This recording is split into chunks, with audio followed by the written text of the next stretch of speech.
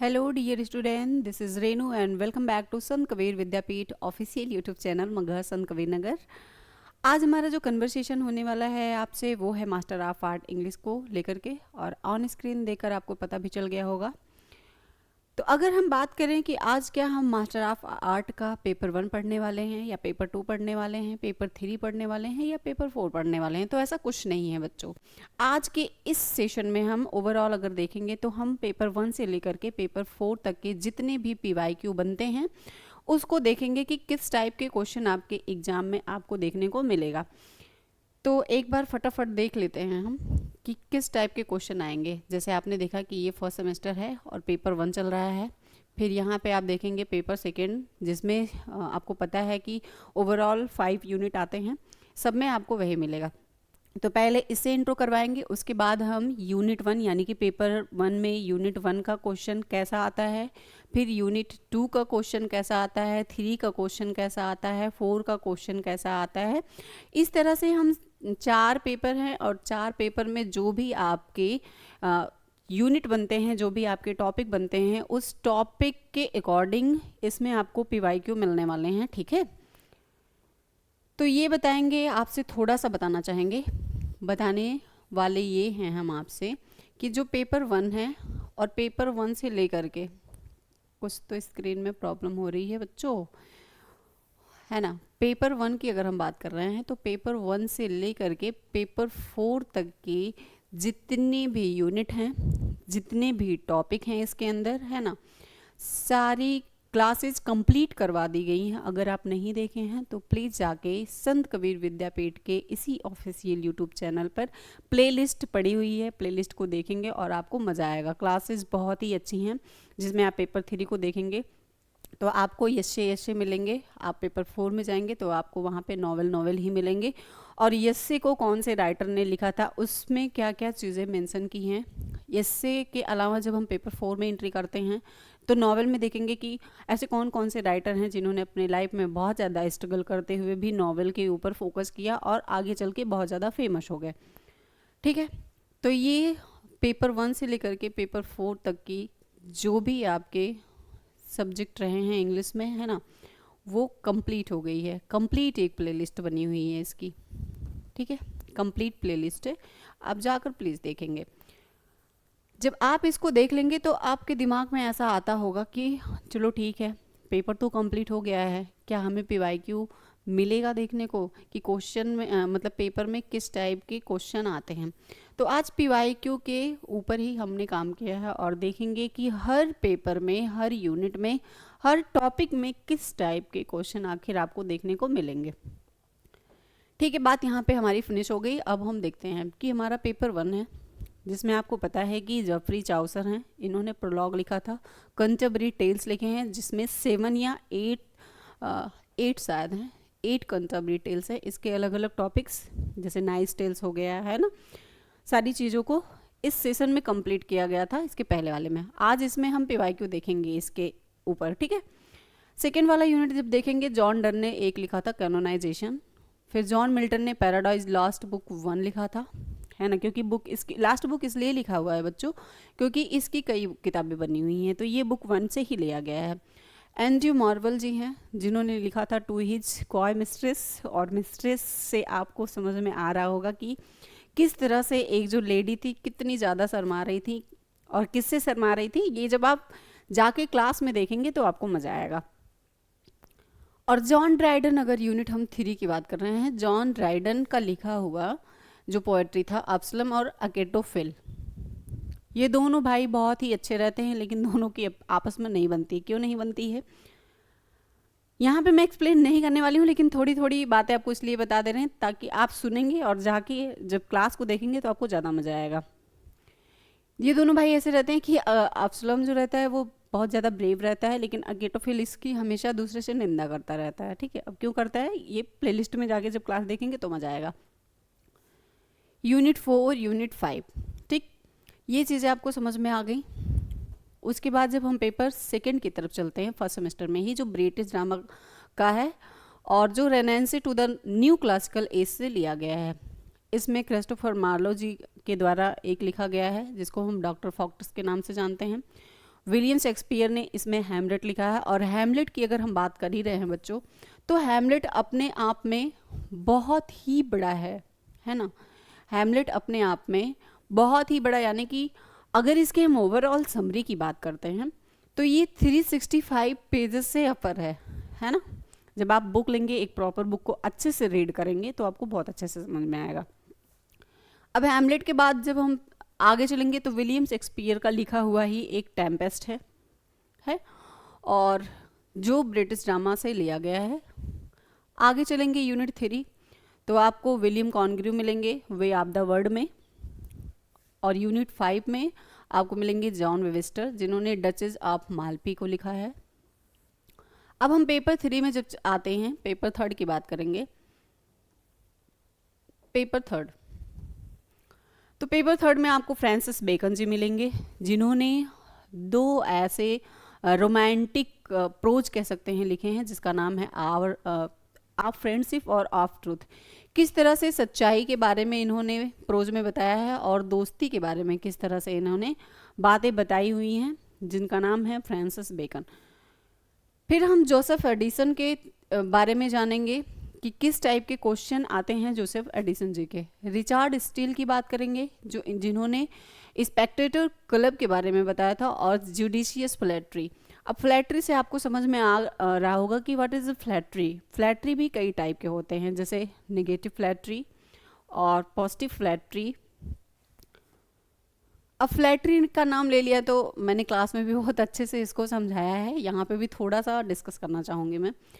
Flattery क्या होते हैं कि एक फ्लैटरी होता है निगेटिव फ्लैटरी, एक पॉजिटिव फ्लैटरी होता है, और एक तो फ्लैटरी होता ही है जो चापलूसी करते हैं अपने सेल्फ पर्सनल गेन के लिए, उसको फ्लैटरी के नाम से जाना जाता है। निगेटिव फ्लैटरी क्या होता है, जब किसी दूसरे की निंदा की जाती है तो वहाँ पे निगेटिव फ्लैटरी आता है।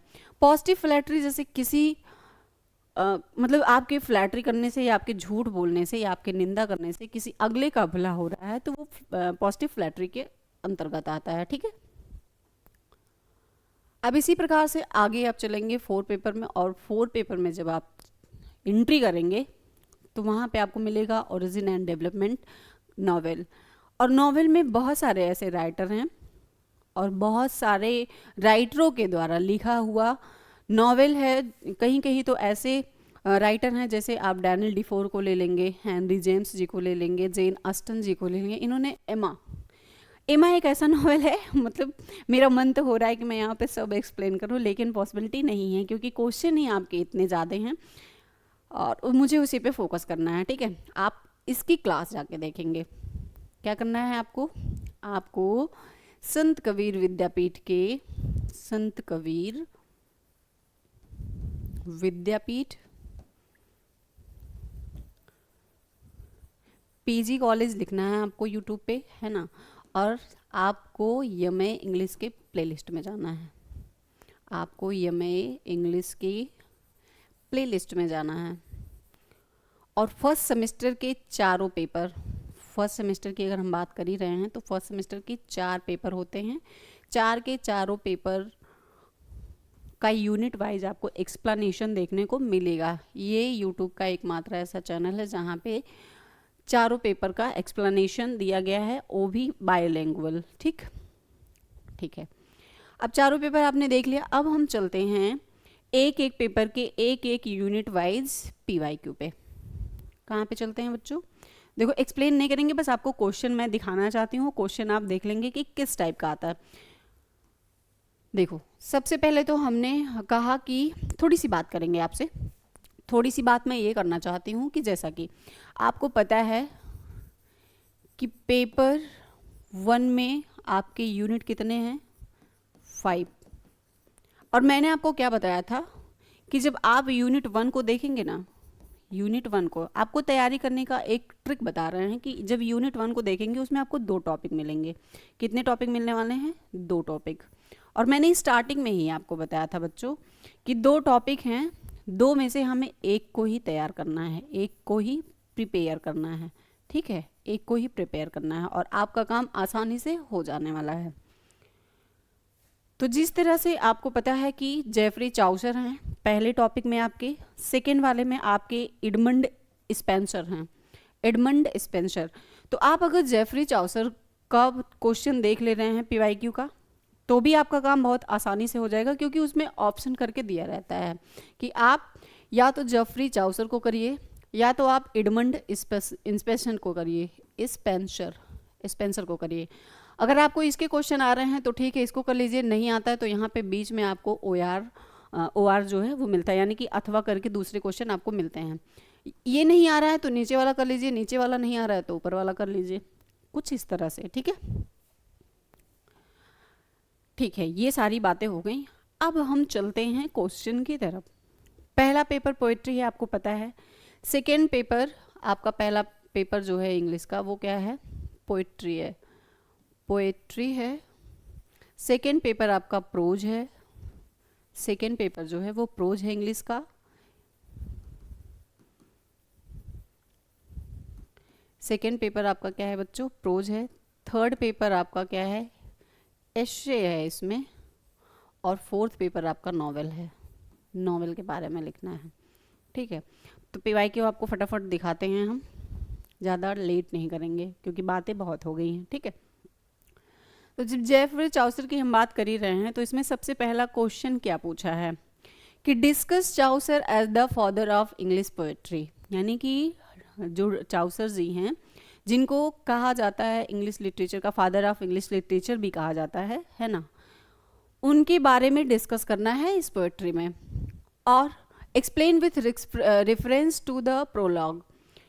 थोड़ी सी बात यहाँ पे और बढ़ाएंगे, जैसे जब यहाँ पे कह रहा है discuss Chaucer as the father of English poetry, आप सभी को पता है कि जब हम इंग्लिश पढ़ते हैं तो वहाँ पे क्वेश्चन पूछा जाता है कि फादर ऑफ इंग्लिश लिटरेचर कौन है, तो आपको तुरंत नाम आना चाहिए जेफरी चाउसर का, और उन्हीं के बारे में यहाँ पे क्या करना है, डिस्कस करना है। तो जब डिस्कस करते हैं तो क्या तुरंत बस यहाँ पे आंसर डाला और फटाफट यूँ बला बला करके लिख देना है? जी नहीं, आपको सबसे पहले जब चाउसर के बारे में पूछ ही रहा है तो आपको रेफरेंस डालना है। क्या डालना है? रेफरेंस लिखेंगे। रेफरेंस लिखने के बाद आपको यहाँ पे थोड़ा सा कॉन्फ्लिक्ट डालना है, कॉन्फ्लिक्ट डालना है। उसके बाद एक्सप्लेनेशन करना है, एक्सप्लेनेशन करना है।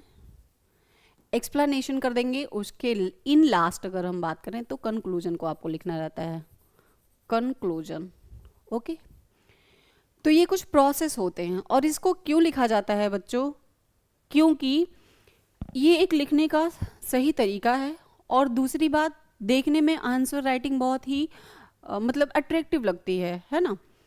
इसीलिए रेफरेंस करना होता है, कॉन्फ्लिक्ट डालना होता है, उसके बाद हम एक्सप्लेनेशन करेंगे, और उसका लास्ट जब आएगा तो हम कंक्लूजन करेंगे। इस तरीके से क्या है कि आपका थोड़ा सा टाइम भी बचता है, और पेज जो देखने हैं आपको, पेज भी तो बढ़ा के लिखना रहता है ना। आपको पता है कि 1000 वर्ड का लिखना रहता है आपको आंसर, 1000 वर्ड का लिखना रहता है, कहीं कहीं पे 500 का भी लिखना रहता है। तो जब आप लिखते जाएंगे तो बोर हो जाएंगे। अब रेफरेंस आपने किया है, एक लाइन क्या है कि गैपिंग कर दिया, फिर कॉन्फ्लिक्ट लिखा, फिर वहाँ पे आपने गैपिंग कर दिया, फिर एक्सप्लेनेशन दिया तो गैपिंग कर दिया। इससे आपकी टाइमिंग भी बचती है, और देखने में जो आंसर राइटिंग रहती है वो बहुत खूबसूरत लगती है, बहुत ज़्यादा अट्रैक्टिव लगती है। ठीक है, तो यहाँ पे डिस्कस चाउसर मनी क्या है, पोएट्री के बारे में डिस्कस करना है। यहाँ पे एक्सप्लेन करना है रेफरेंस देके, किसके बारे में, प्रोलॉग के बारे में। ठीक, फिर पूछ रहा है यहाँ आगे कि जो यानी कि जो क्राइटिकल अप्रिशिएशन होता है चाउसर का, उसके स्टाइल में जो prologue to the Canterbury Tales बनता है उसको लिखना है अप्रिशिएशन दे करके। यानी कि प्रोलॉग के जितने भी टाइप्स हैं उसको लिखना है, वो भी डिटेल में लिखना है। डिटेल में करने के बाद उसकी एक अच्छी स्टाइल है ना, चाउसर की एक अच्छे स्टाइल यानी कि गुड स्टाइल कह सकते हैं, उसको अप्रिसिएट करना है। तो इस तरह के क्वेश्चन आते हैं। फिर तीसरा देखेंगे तो हाउ डज चाउसर पोएट्री, यहाँ पे पोएट्री होना चाहिए बच्चों, the social life of the 14th century England in the prologue. उसके बाद अगला देखेंगे तो character sketch of my to the knight and wife of Bath the pardoner the prioress. It mean कि जब हम प्रोलॉग का कंट्राबरी टेल्स पढ़ रहे थे, यस बच्चों, जब हम कंट्राबरी टेल्स पढ़ रहे थे, है ना, कंट्राबरी टेल्स जब हमने क्लास में पढ़ाया था आपको, तो उसमें हमने बताया था कि कुछ 8 पॉइंट बनते हैं। 8 में हमने सबसे पहले देखा था नाइट टेल्स को, जो यहाँ पे पूछा है नाइट टेल्स। उसके बाद यहाँ पे आपका दूसरा आ गया था वाइफ ऑफ बर्थ, है ना, वाइफ ऑफ बर्थ टेल्स।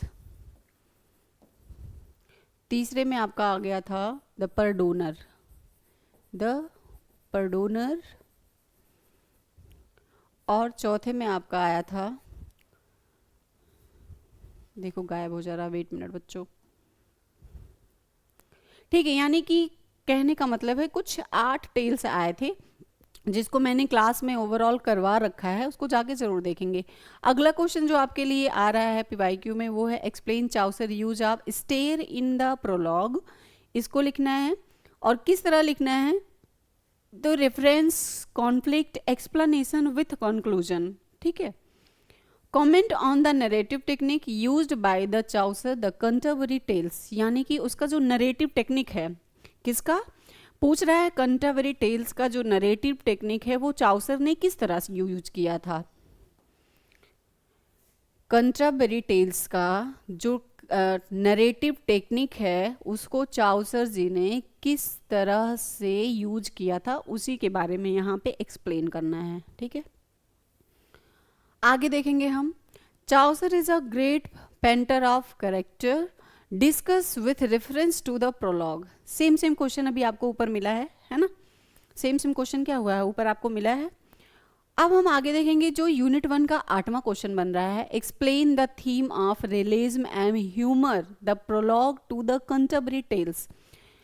इस क्वेश्चन को आप जरूर नोट करेंगे और इससे जब आप पेपर देने के बाद मिलेंगे मुझसे तो कमेंट सेशन में जरूर लिखना कि क्या इससे क्वेश्चन मिला था आपको कि नहीं मिला था, ठीक है। इसमें से एक क्वेश्चन तो कंफर्म है कि आना ही आना है, ठीक है।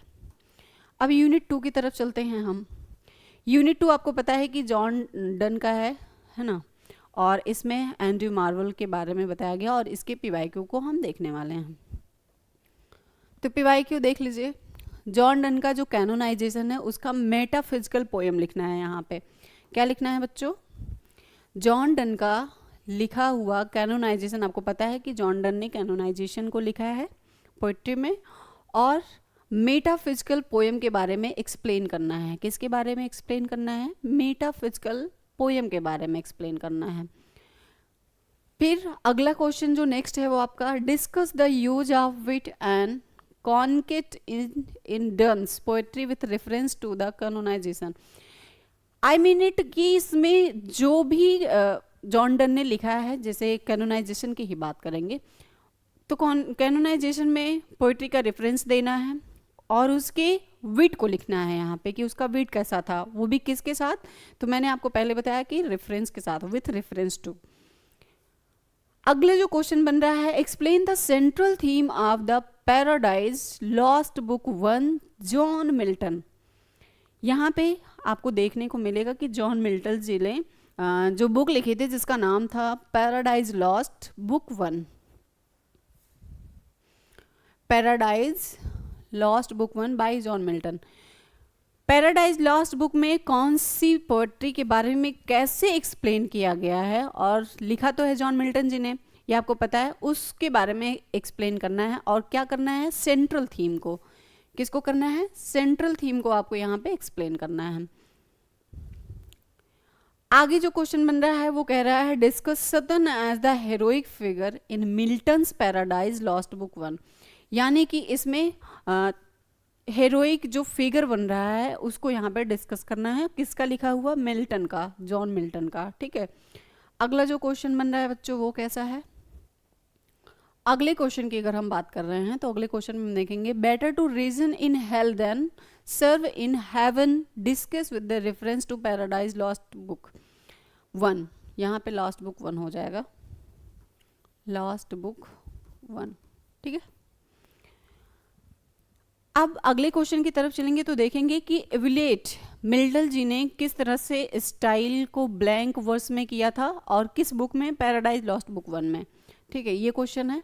अगला क्वेश्चन आपके लिए जो बन रहा है वो discuss the theme of love and time in Andrew Marvell to his coy mistress. एक जो लेडी थी जो बहुत ही ज़्यादा शर्मीली थी और इनके जो मतलब मेल कह सकते हैं मेल फ्रेंड थे, वो किस तरह से इनको क्वाय होने पर फोकस करते थे कि ऐसी कौन सी बात कह दें कि ये बहुत ज़्यादा क्या हो जाए, शर्मा जाएं, बहुत ज़्यादा शर्माने वाली बात हो ही जाती थी, क्योंकि इनका जो मेल पार्टनर था वो बहुत कह सकते हैं कि गंदे प्रवृत्ति का था, है ना।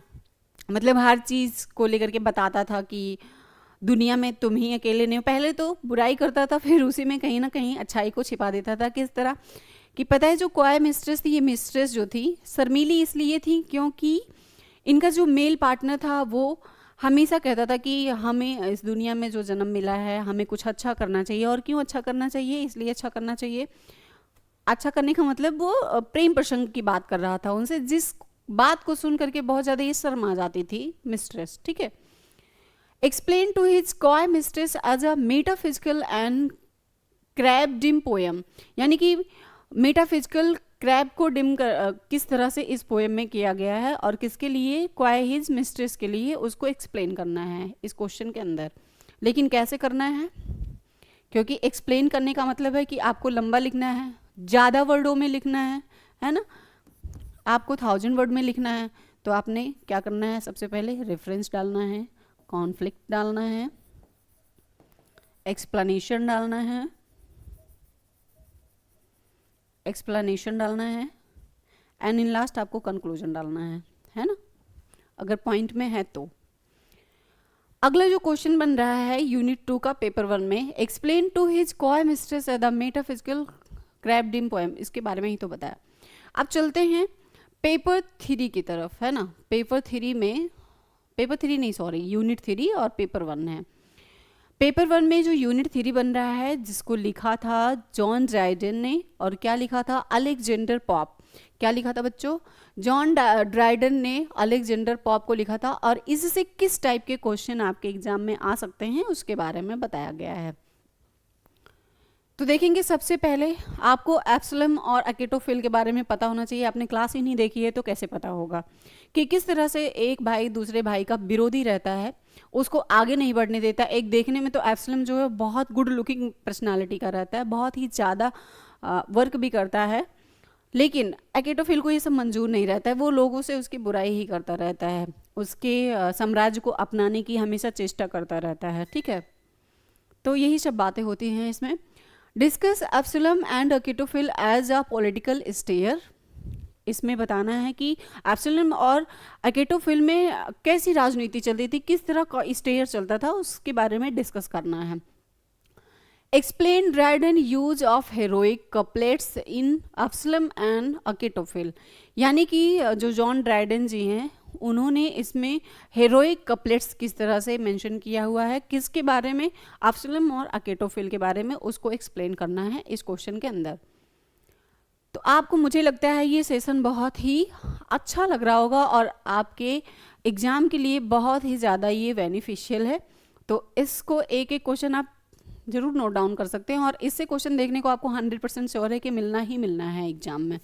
ठीक है, अगर आपका कमेंट सेशन में अच्छा रिव्यू आएगा तो मैं इसके लिए क्या है कि फुल एक्सप्लेनेशन भी लेके आ सकती हूँ, लेकिन आप कमेंट सेशन में कमेंट करके बताएंगे फिर। ठीक है, write a character sketch of Achitophel and the Absalom, इसके बारे में बताना है, यानी कि आप अकेटोफिल और एप्सिलम का कैरेक्टर कैसा था इस पोएट्री के अंदर, उसके बारे में यहाँ पे कुछ राइट करना है। कुछ नहीं, मतलब जो भी वर्ड दे रहेंगे, चाहे वो 500 हो या 1000 हो। Evaluate Dryden poetic technique in Absalom and Achitophel। Dryden का जो यहाँ पे पोएटिक टेक्निक है किसके बारे में, तो एब्सलम और अकेटोफिल के बारे में, उसको एवलेट करके यहाँ पे बताना है आपको। एनालाइज क्या करना है, the rape of the lock as mock epic. आपको पता है कि what is a mock epic? नहीं, तो आप अगर क्लास देखेंगे मेरी जुबान पे वही आएगा, क्योंकि मैंने एक एक चीज़ें बहुत अच्छे से बताई हुई है, आप क्लास देखते ही नहीं हैं। और यहाँ पे क्या करना है, आपको एनालाइज करके रैप ऑफ द लॉग के बारे में मौके पे को बताना है, एक्सप्लेन करना है।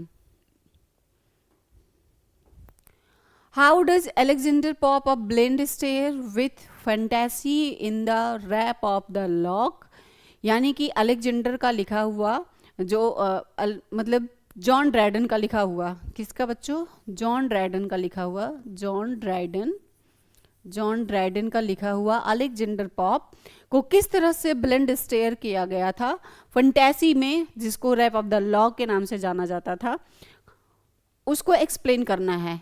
अगला क्वेश्चन जो आपका बनता है वो कैसा है, explain use of the supernatural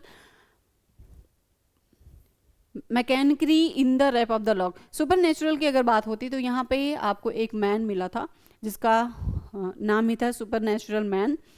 कैसे एक बूढ़ा वृद्ध वयस्क आदमी रहता है और बहुत ज़्यादा उस पर किस तरह का कारोबार दे दिया जाता है, उसको क्लास में मैंने बहुत अच्छे से बताया, उसको जाके जब देखेंगे तो आपको इसका एक्सप्लेनेशन बहुत अच्छे से मिल जाएगा, किसमें, the rape of the lock में। अब आगे जो है वो है आपका पॉप्स, यानी कि अगर हम कहें कमेंट ऑफ पॉप में attitude toward society and astrological रूप में किस तरह से रैप ऑफ द लॉग में बताया गया है उसके बारे में। तो यहाँ पे वही बता रहा है कि comment of the pop attitude toward society, जिसके बारे में आपको लिखना है किस तरह से, तो एंड अरिस्टोक्रेसी में, अरिस्टोक्रेसी यहाँ पे जेड होना चाहिए लगभग, आप लोग दे के बताना क्या शायद यहाँ पे जेड रहेगा या सी ही रहेगा, दे के बताना, ठीक है। आगे चलेंगे तो देखेंगे अब हम पेपर 4, है ना, पेपर 4 है जी, ये तो पेपर 4 नहीं, यूनिट 4 है, सही तो लिखा है, पेपर 1 पोएट्री यूनिट 4। यूनिट 3 तक के हमने क्वेश्चन देख लिए, अब हम चलते हैं यूनिट 4 की तरफ, और यूनिट 4 में हम देखेंगे रोमांटिक पोएट्री। किस तरह का पोएट्री है बच्चों, रोमांटिक पोएट्री। किसने लिखा है, वर्डवर्थ कोलराइज ने, और जिसमें एक नाम और आता है शैले जी का और एक नाम आता है कीट्स जी का, क्योंकि इसमें कई 4-5 यूनिट है ना, तो पाँचों यूनिट के आपको क्या मिलेंगे, कुछ अलग अलग राइटर मिलेंगे। जैसे पेपर 1 के यूनिट 1 में आपको अलग राइटर मिलेंगे, 2 में अलग राइटर मिलेंगे, 3 में अलग राइटर मिलेंगे, 4th में अलग राइटर। तो 4th में कौन कौन से राइटर हैं, वर्डवर्थ हैं, कोलराइज हैं और शैली जी हैं, एक है कीट्स जी। अब क्वेश्चन किस टाइप का बनता है, तो क्वेश्चन की अगर हम बात कर ही रहे हैं तो क्वेश्चन में देख लेंगे कि discuss Wordsworth theory of poetry with the reference to the prelude book 1। जिस तरह से लॉस्ट बुक 1 था, वैसे यहाँ पे वर्डवर्थ का लिखा हुआ एक थ्योरिकल पोएट्री है जो रोमांटिक पोएट्री से बिलोंग करता है, और उसके रेफरेंस को लिखना है। रेफरेंस के बाद उसमें जो प्रेल्यूड बुक 1 दिया है उसका एक्सप्लेनेशन देना है, प्रेल्यूड बुक 1 का एक्सप्लेनेशन देना है, ठीक है। Explain the autobiographical element in the prelude, यानी कि जो ऑटोबायोग्राफिकल एलिमेंट होते हैं प्रेल्यूड में, उसको एक्सप्लेन करना है किस तरह से, पहले reference, conflict, explanation and conclusion. फिर इसमें एनालाइज क्या करेंगे, rhyme of the ancient mariner. क्या आपने नाम सुना है, नहीं सुना है, तो आप जब पहले पेपर को पढ़ेंगे, यूनिट 4 में जाएंगे तो आपको बहुत अच्छे से क्लास में बताई गई हैं सारी चीज़ें rime of the ancient mariner के बारे में। As tale of sin and redemption, यानी रेडेम्पशन जो होता है उसके बारे में किस तरह से rime of the ancient mariner ने टेल को सिन किया था, उसके बारे में आपको एक्सप्लेन करना है। What is the significance of the supernatural in the rhyme of the ancient mariner. Significance क्या है, यानी कि जो supernatural rhyme of the ancient mariner है उसका सिग्निफिकेंस क्या होता है, उसके बारे में एक्सप्लेन करना है, ठीक है। अब आगे जो क्वेश्चन आपका आ रहा है वो क्या है, अगला जो क्वेश्चन है बच्चों आपका वो है discuss Shelley treatment of death and immortality and Adonais. Adonais का नाम सुना है, एडोनोज बहुत ही मतलब कह सकते हैं कि रोमांटिक पोएट्री है, जब आप पढ़ेंगे तो आपको बहुत मजा आएगा। उसके बारे में किस तरह से ट्रीट किया गया था, और ट्रीट मतलब कहाँ किया गया था, उनके डेथ पे, किस तरह से इमोरलिटी में उसको यहाँ पे डिस्कस करना है, यानी कि एक्सप्लेन कर, जरूरी नहीं है, यहाँ पे डिस्कस भी दे सकता है, राइट करने के लिए भी दे सकता है, एक्सप्लेन करने के लिए भी दे सकता है, बहुत सारे वर्ड को यहाँ पे कर सकता है। लेकिन आपको लिखना क्या रहेगा, एक्सप्लेन करके ही लिखना रहेगा, वो भी डिस्क्रिप्टिव में, नॉट ऑब्जेक्टिव है, डिस्क्रिप्टिव में सारी चीजें आपको लिखनी रहेंगी, ठीक है। एलिजी के बारे में थोड़ा सा लिखना रहेगा कि इवलेट करके कैसे एडोनस का एलिजी किया गया था, है ना। फिर अगला क्वेश्चन जो बनता है वो बन रहा है, correctly examine Keats ode on a Grecian urn as a reflection on art and beauty. Ode on Grecian मतलब एक ऐसा घड़ा सा रहता है और उस घड़े पे किस तरह से कारीगरी की गई होती है उसके बारे में आपको क्या करना है, लिखना है, किस कैसा करके, रिफ्लेक्शन दे करके, और उसके आर्ट ऑफ ब्यूटी को भी लिखना है, यहाँ पे एक्सप्लेन करना है। How does Keats contrast the performance of the art with the transience of life in ode on a Grecian urn. Grecian urn के बारे में आपको यहाँ पे परफॉर्मेंस बताना है और उसके जो कॉन्टेक्स्ट होते हैं उसको बताना है, उसका जो ट्रांजिशंस ऑफ लाइफ होता है उसको बताना है इस क्वेश्चन के अंदर एक्सप्लेन करके, ठीक है।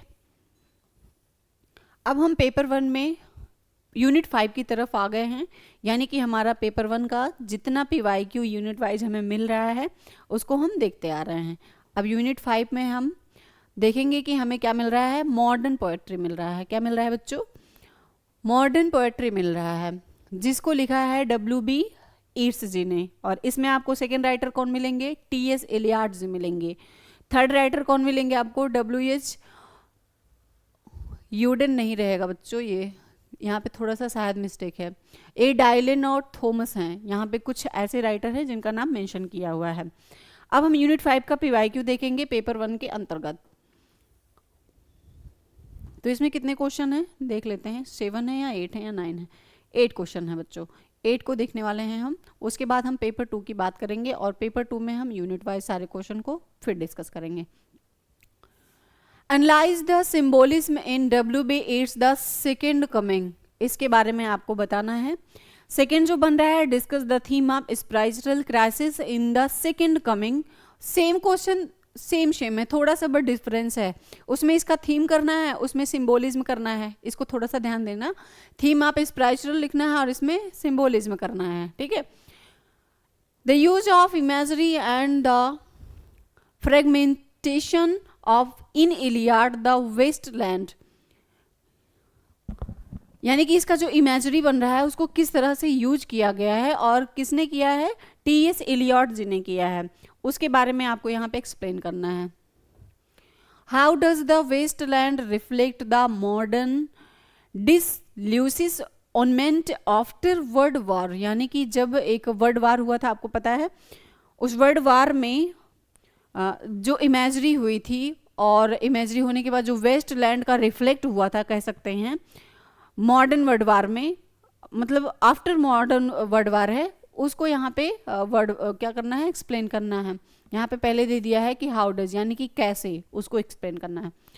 Comment the Auden use of the irony and the political concern unknown citizen, यहाँ पे आपको इरोनी और इसका पॉलिटिकल कॉन्कर्न दिखाना है। अगला जब जो क्वेश्चन बन रहा है वो है, discuss the unknown citizen at the satire of the modern bureaucratic society, यानी कि यहाँ पे जो अननोन सिटीजन बन रहा है वो स्टेयर किस मॉडर्न में हो रहा है, किस सोसाइटी में हो रहा है, उसके बारे में यहाँ पे आपको लिखना है। अगला जो क्वेश्चन बन रहा है वो है थीम ऑफ डेथ, यानी कि थीम ऑफ डेथ किस तरह से रीबर्थ को डायलन थॉमस के द्वारा किया गया था, किसमें, फर्न हिल में, उसके बारे में आपको यहाँ पे थोड़ा सा एग्जामाइन करना है, ठीक है। How does the Dylan Thomas poetry childhood in the Fern Hill, इसके बारे में कभी कभी क्वेश्चन ये पूछता है, वैसे ज़्यादा ये आता नहीं है मुझे लगता है, क्योंकि फर्न हिल में शायद क्वेश्चन कम ही बने हैं, लेकिन मैंने फिर भी डाल दिया है कि अगर आ जाए तो आपको घबराना नहीं है। अब हम पेपर 2 की तरफ चलते हैं, और अगर हम पेपर 2 में देख रहे हैं तो पेपर 2 आपको पता है कि ड्रामा है, ब्रिटिश ड्रामा है ना, ब्रिटिश ड्रामा। अब हम ब्रिटिश ड्रामा में यूनिट 1 को देखेंगे। जो सबसे पहले हमें एलिजाबेथन ड्रामा मिलता है क्रिस्टोफर मार्लो जी का लिखा हुआ, और इसमें दूसरा जो योगदान है वो है बेन जॉनसन जी का। किसका किसका है बच्चों? तो हम देख लेंगे कि हमारा जो सेकेंड पेपर है वो ब्रिटिश ड्रामा का है। इसमें जो राइटर हैं यूनिट 1 में वो एलिजाबेथन ड्रामा से है, ये बिलोंग करता है, और इसके जो राइटर हैं वो क्रिस्टोफर मार्लो हैं, और सेकंड जो हैं वो हैं बेन जॉनसन। ठीक है, अब इसके हम पीवाईक्यू को देखते हैं। जब हम इसका पीवाईक्यू देख ही रहे हैं बच्चों, तो यहाँ देखेंगे कि क्या पूछ रहा है।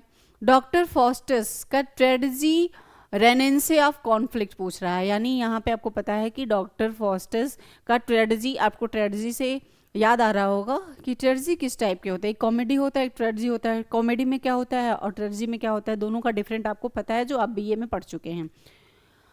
तो यहाँ पे रेनेंसे कॉन्फ्लिक्ट के बारे में आपको डिस्कस करना है।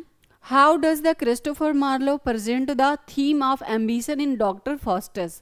यानी कि क्रिस्टोफर मार्लो जो हैं उनका प्रेजेंट ऑफ थीम किस तरह से था, उसके एम्बिशन किस तरह से थे, किसके अकॉर्डिंग, तो डॉक्टर फॉस्टस के अकॉर्डिंग उसको यहाँ पे लिखना है। लेकिन यहाँ पे क्या नहीं है, कैसे, यानी कि डीप में जाना है, आपको थोड़ा लॉन्ग आंसर लिखना पड़ेगा।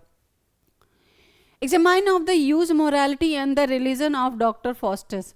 यानी कि यहाँ पे डॉक्टर फॉस्टस के द्वारा लिखा हुआ यूज ऑफ मोरालिटी और उसके रिलीजन को यहाँ पे डिस्कस करना है। ठीक है, yes. Every man in his humour is the comedy of humour discuss. आपने every man in his humour यानी कि पेपर 1 में यूनिट 1 के अंतर्गत ही पढ़ा है, और उसमें यही चीज़ें, मतलब जो चीज़ें पढ़ाई गई हैं एज इट इज़ वही क्वेश्चन बन रहा है, और इसमें से एक ना एक क्वेश्चन आपको 100% देखने को मिलेगा। इस comedy of humours discuss comment of Ben Jonson comic art with reference is every man in his humour. यानी कि बेन जॉनसन जी का लिखा हुआ एक, हाँ, every man in his humour है, उसका आपको खाली रेफरेंस देना है ना, यहाँ पे रेफरेंस ही देना है। Write a character sketch of Doctor Faustus. Doctor Faustus का कैरेक्टर स्केच यहाँ पे आपको लिखना है। Analyse of the role of Mephistopheles है, Mephistopheles in Doctor Faustus. यानी कि यहाँ पे आपको मैप हिस्टोपिकल का रोल लिखना है, किस तरह से एनालाइज हुआ था। Jonson satirises society in the every man in his humour. यहाँ पे आपको जो बेन जॉनसन जी हैं उनका स्टेराइज सोसाइटी किस तरह से man of in his humour में किया गया है उसके बारे में बताना है। अब हम पेपर 2 में यूनिट 2 की तरफ चलते हैं और देखते हैं कि यूनिट 2 में कौन से ऐसे राइटर हैं जिन्होंने लिखा हुआ है हैमलेट को, हैमलेट एंड टेम्पेस्ट, है ना। विलियम शेक्सपियर जी एक ऐसे पर्सन हैं जिन्होंने दो से ज़्यादा कह सकते हैं, 2 से ज़्यादा ब्रिटिश ड्रामा को लिखा हुआ है। सबसे पहला नाम जो आता है वो हैमलेट का आता है, जो सेकंड नाम आता है वो आता है टेम्पेस्ट का। और अगर हम विलियम शेक्सपियर का नाम ले ही रहे हैं तो हमें यह पता होना चाहिए कि विलियम शेक्सपियर एक ऐसे पर्सन थे जिन्होंने जब शादी की तो अपने से 8 साल बड़ी लेडी से किया था। ठीक है, इसीलिए इनका नाम भूलता भी नहीं है कि 8 साल बड़ी लेडी से शादी किसने किया था, तो नाम आता है विलियम शेक्सपियर, है ना। इसमें क्वेश्चन किस टाइप के बनते हैं, तो क्वेश्चन को देख लेते हैं बच्चों। Hamlet is a tragedy of the procrastination discuss. यानी कि हैमलेट का जो ट्रेजेडी प्रोकास्टिनेशन है उसका डिस्कशन किस तरह से हुआ है हैमलेट में, उसके बारे में बताना है, लिखना है। Examine of the theme of revenge in the Hamlet. यानी कि यहाँ पे इसका थीम ऑफ रिवेंज लिखना है, किसमें, हैमलेट का। Correctly evaluate of the character of Hamlet, Hamlet का कैरेक्टर लिखना है आपको। Discuss of role of super natural element in the Hamlet, Hamlet का सुपर नेचुरल एलिमेंट आपको यहाँ पे मेंशन करना है, यानी कि राइट करना है।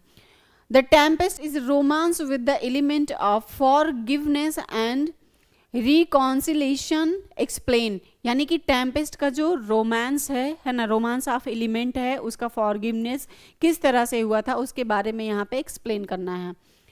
Analyse the character of Prospero in the Tempest. यानी कि प्रोस्पेरो का जो टेम्पेस्ट में रोल है, जो कैरेक्टर है, जितने भी कैरेक्टर हैं सबके बारे में यहाँ पे आपको लिखना है। Comment on the use of magic and illusion.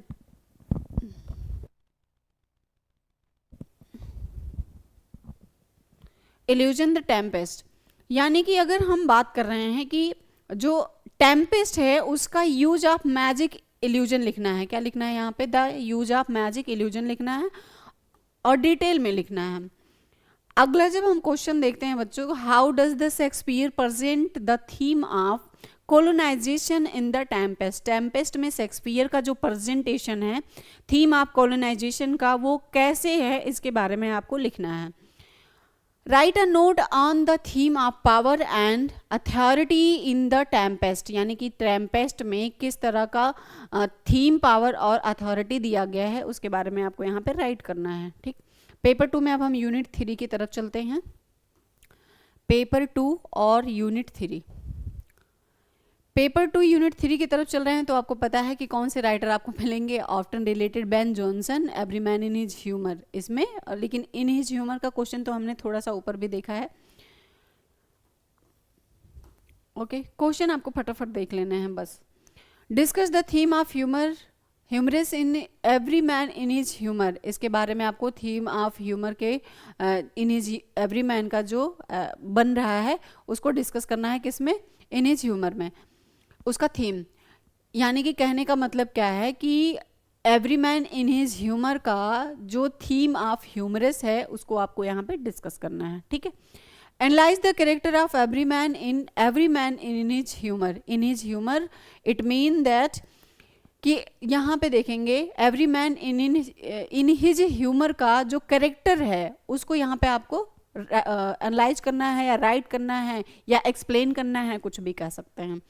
Explain the significance of the comedy in Ben Jonson plays, यहाँ पे आपको बेन जॉनसन जी का लिखा हुआ एक कॉमेडी है जिसको सिग्निफिकेंस करके आपको यहाँ पे एक्सप्लेन करना है, यानी कि लिखना है। How does Ben Jonson portray social satire in the every man in his humour, यानी कि बेन जॉनसन का लिखा हुआ आपको पोर्ट्रे सोशल स्टेयर लिखना है यहाँ पे।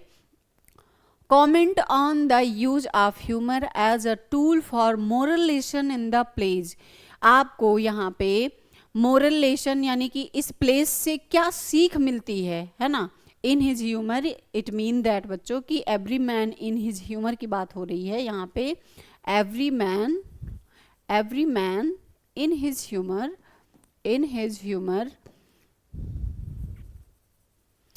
ह्यूमर में जो आप प्ले पढ़े थे उससे आपको सीख क्या मिल रही है उसके बारे में यहाँ पे आपको लिखना है। Describe the role of the different character representing humour, यहाँ पे आपको डिस्क्राइब करना है किसके बारे में, डिफरेंट कैरेक्टर के रिप्रेजेंट ह्यूमर को। Discuss the plot structure of every man in his humour, यानी कि every man in his humour का प्लॉट स्ट्रक्चर आपको यहाँ पे डिस्कस करना है। क्या करना है, every man in his humour का आपको प्लॉट स्ट्रक्चर यहाँ पे डिस्कस करना है। ओके, आगे चलते हैं, कौन सा क्वेश्चन है देखते हैं। आपका क्वेश्चन नंबर 8 आ गया। क्वेश्चन नंबर 8 की बात करेंगे तो यहाँ देखेंगे, explain the Elizabethan societies reflection in Ben Jonson plays. यहाँ पर अगर हम बात करें तो एलिजाबेथन सोसाइटी का जो रिफ्लेक्शन है जिसको लिखा था बेन जॉनसन के प्लेज में, तो उसको यहाँ पे आपको एक्सप्लेन करना है। How does every man in his humour differ from the Shakespearean comedy, every man in his humour का जो डिफर शेक्सपियरियन कॉमेडी है वो कैसे हुआ था उसको यहाँ पे एक्सप्लेन करना है। देखो व्हाट और हाउ का ध्यान देना है आपको। यहाँ पे कहने का मतलब ये है कि डिस्क्राइब करने का थोड़ा सा अर्थ अलग होता है, डिस्कस का अलग होता है, एक्सप्लेन का अलग, और हाउ डज दिया रहेगा तो मतलब कैसे, किस तरह से उसको एक्सप्लेन करना रहता है। Write an essay Ben Jonson contribution to the English drama, यानी कि बेन जॉनसन का कंट्रीब्यूशन इंग्लिश ड्रामा में किस तरह से हुआ था एसे में, उसको यहाँ पे आपको राइट करना है। अब हम चलते हैं पेपर 2 में यूनिट 4 की तरफ। यूनिट 4 में जब हम एंट्री कर गए हैं तो हमें पता है कि किस तरह के क्वेश्चन मिलेंगे। Right the detailed note on the character of Doctor Faustus, Doctor Faustus का कैरेक्टर किस तरह से डिटेलिंग था उसको यहाँ पे आपको राइट करना है। Explain the theme of ambition, ambition and knowledge in Doctor Faustus, Doctor Faustus का जो थीम ऑफ एम्बिशन है और नॉलेज है वो किस तरह से है उसको एक्सप्लेन करना है।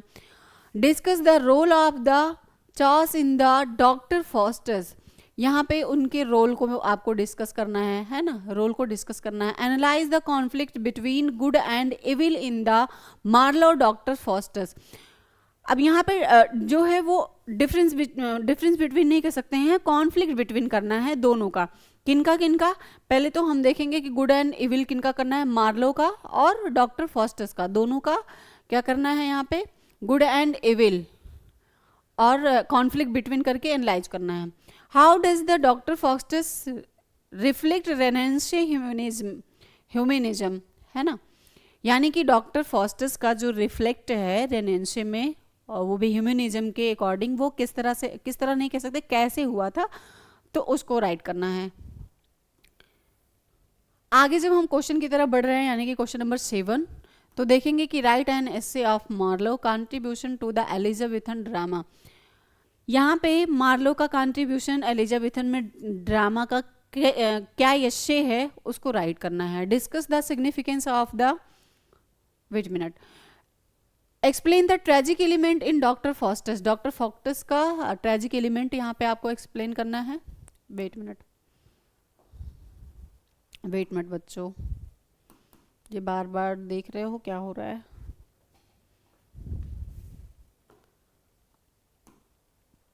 यस तो 8वें क्वेश्चन की तरफ हम चल रहे थे, तो हमने देखा explain the tragic element in Doctor Faustus. Doctor Faustus का ट्रेजिक एलिमेंट यहाँ पे आपको एक्सप्लेन करना है। 9th क्वेश्चन की तरफ बढ़ेंगे तो देखेंगे discuss the significance of the final scene of Doctor fosters.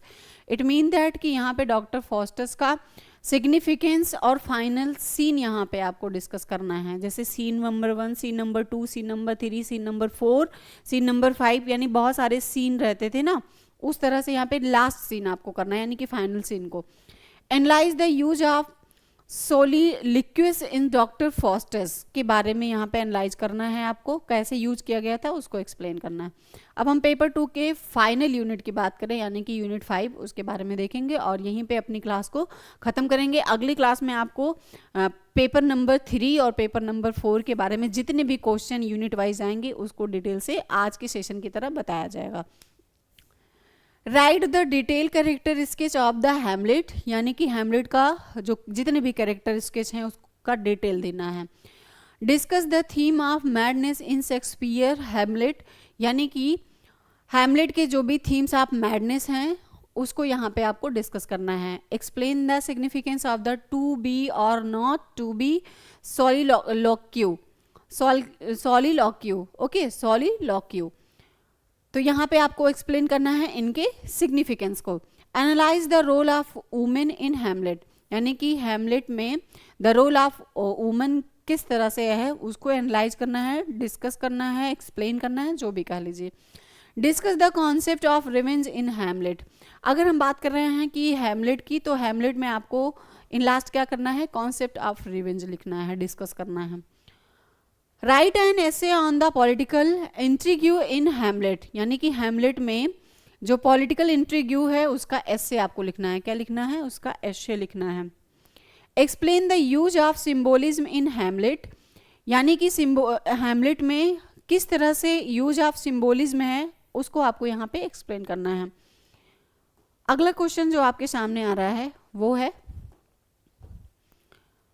How does Shakespeare portray death and morality in Hamlet. Hamlet में शेक्सपियर का पोएट्री डेथ किस तरह से मोरालिटी में हुआ था, कैसे हुआ था, उसको यहाँ पे लिखना है। Discuss the tragic foliage of Prince Hamlet.